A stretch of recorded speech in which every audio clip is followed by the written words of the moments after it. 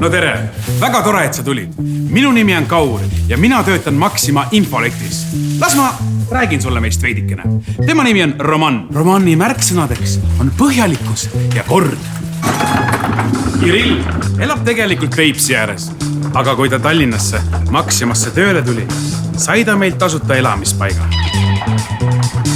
Ja nagu teised töötajad, tasuta lõunasöögid. Maxima mentorlusprogrammi ja e-õppe abil aitavad kogenumad töötajad noortöötajatel Maxima töökorraldusse sisse elada.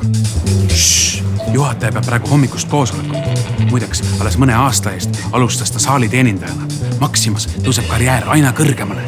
Lisaks sellele, et Jelena on esmaklassiline pagar, on tal ka esmaklassilised lapsed. Tublide õppuritena saavad on Maxima poolt iga kuu 40 eurot õppetoetust. Uskumatu, eks ole?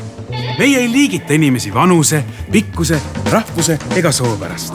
Meil saavad tööd kõik. Selline ongi meie Maxima. Soa ja sõbralik töökoht, kus tööd teha. See on nagu pere, kellele võid loota. Meilt saad enam Maxima.